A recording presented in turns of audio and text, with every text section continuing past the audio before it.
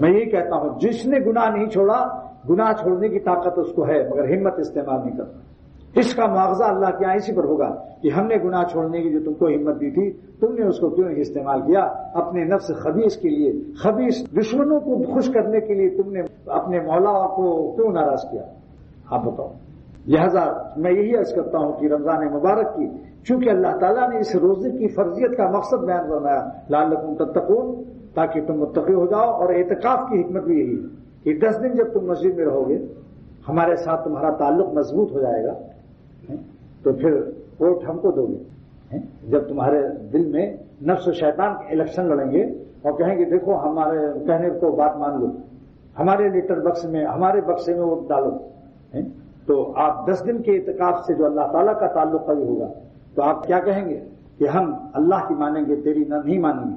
پھر آپ کہیں گے دوست کو ووٹ دو، دشمن کو چوٹ دو۔ کیا کہو گے بھائی؟ دوست کو ووٹ دو اور دشمن کو چوٹ دو۔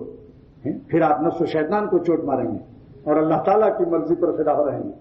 یہ مقصد ساری عبادات کا یہی ہے۔ اگر تقویٰ کی کیفیت نہیں حاصل ہو رہی ہے تو اس کے معنی یہ ہے کہ آپ کی عبادت ملاوٹ والی ہے، آپ اخلاص سے اللہ کو نہیں چاہتے ہیں، آپ اپنے دشمنوں کے گود میں بیٹھنے کو پسند کرتے ہیں بوجہ اس کے کہ آپ پاگل ہو چکے ہیں۔ عقل مند انسان کبھی دشمن کی گود میں بیٹھنا پسند نہیں کرتا، الا کہ اس کو شراب پلا دیا جائے، حالت نشہ میں ہو۔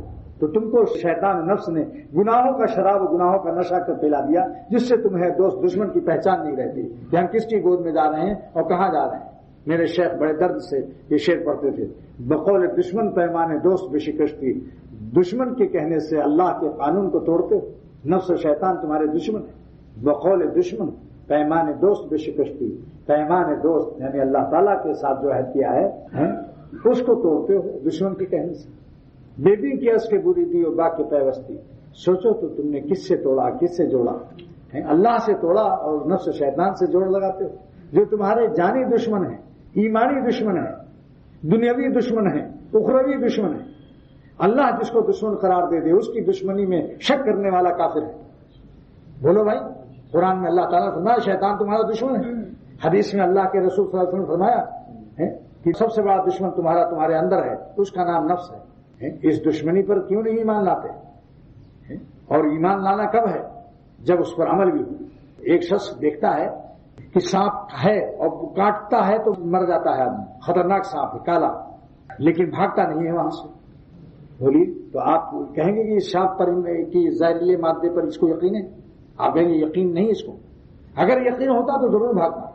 اگر سانپ کو دیکھ کر بھاگ نہیں رہا ہے تو یقیناً یا تو پاگل ہے یا اس کو نشہ ہے، کسی حالت نشہ میں ہے، یا پھر اللہ کے اس عذاب میں ہے جس کو قرآن پاک میں اللہ نے اعلان فرمایا کہ لا تکونوا کالذین نسوا اللہ، مثل ان کے نہ ہو کہ جنہوں نے اللہ کو بھلا دیا، فانساہم انفسہم، اس کے عذاب میں اللہ تعالیٰ نے ان کو بھلا دیا ان کی جانوں سے۔